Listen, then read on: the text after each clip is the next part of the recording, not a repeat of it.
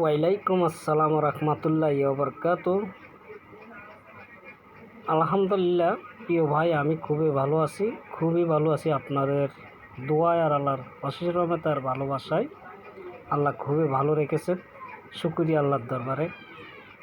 রহমত ভাই সুন্দর একটা কমেন্ট করেছেন, যা প্রতিটা মানুষের এই প্রশ্নটা আসে বা প্রশ্নটা জাগে। তো আমি সকলের উদ্দেশ্যে বলবো কথাটা কেন বলবো, আমরা এই সমাজে হয়তো যারা টাকা, তো আমাদের এই সমাজে শিক্ষিত অত্যন্ত কম আছে। বলতে আমরা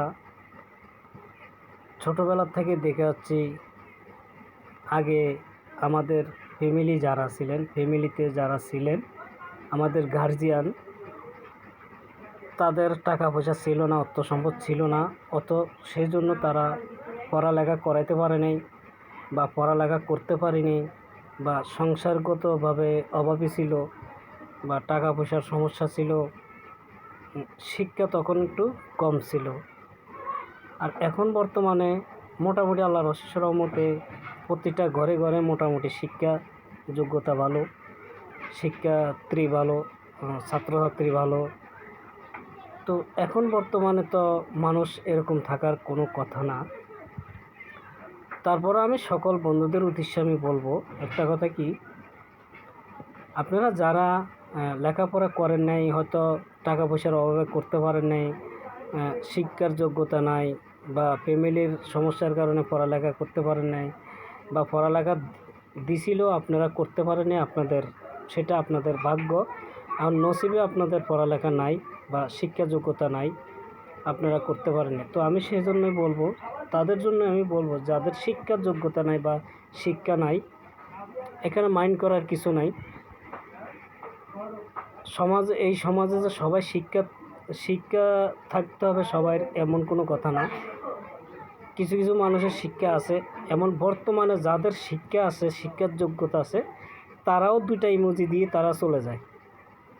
ভিডিওটা ফুল দেখো বা নাই দেখো, হয়তো মন চাইলে একটা লাইক দেয়, দুইটা ইমোজি দিয়ে তারা চলে যায়।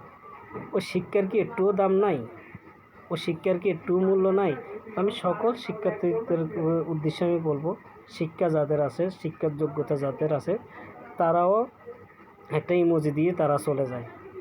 কেন রে ভাই, আপনাদের শিক্ষার কি একটু মূল্য নাই? শিক্ষাটা কাজে খাটান, আপনাদের শিক্ষাটা কাজে খাটান। যে শিক্ষাটা আপনারা শিখেছেন, টাকা খরচ করে বাবা মা শিখিয়েছেন, পড়াইয়েছেন, লেখাইছেন, আপনারা সেই শিক্ষাটুকু কাজে খাটান। আপনারা শুধু একজনের আইডিতে আসি ভিডিও দেখেন আর না দেখেন, সেটা কোনো বড় কথা না।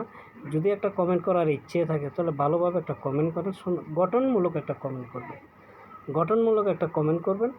আর যাদের শিক্ষা নাই তাদের উদ্দেশ্যে আমি বলবাম, তার আগে একটা ভিডিওতে আমি বলেছি, আপনারা ইয়েতে যাবেন, প্লে স্টোরে যাবেন, ওখানে গিয়ে আপনারা এই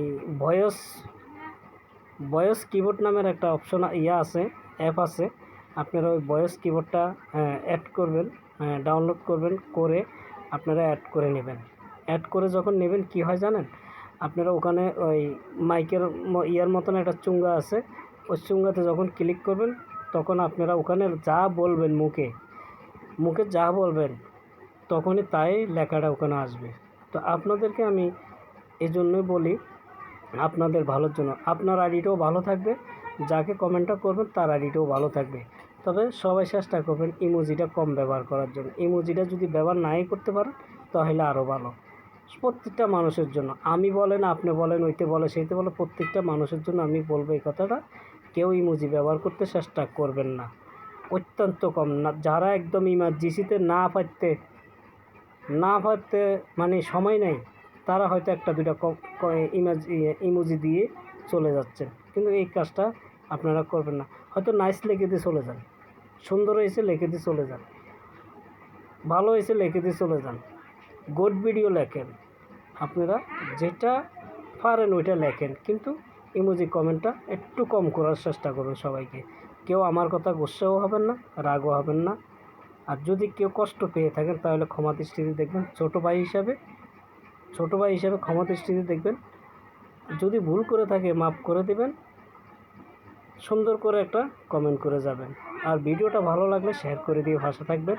মনে করবেন যে আপনি তো ছোটো ভাই একটা কথা বলছে বা একটা ভুল করছে, মাফ করে দেবেন। ধন্যবাদ সবাইকে সাথে থাকার জন্য। সরি, আরেকটু কথা বলতে ভুলে গেছি। টাইগার গ্রুপ রহমত আলী একটা কমেন্ট করেছেন, তো আপনারা এই কমেন্টটি একটু ফলো করে তার আইডিতে যাবেন, তাকে একটু সুন্দর করে সাপোর্ট করে আসবেন। আর এই কমেন্টটি আপনাকে ফলো করবেন, কি লেখা আছে এখানে, ঠিক আছে? তো এই কমেন্টটি ফলো করে দেখে আসবেন যে কি লেখছে, এবং তার ভিডিওগুলো দেখে সুন্দর একটা ভিডিও রিলেটেড কমেন্ট দিয়ে আসবেন, সে আপনাদের আইডিতে যাবে। ইনশাল্লাহ সবাই ভালো থাকবেন।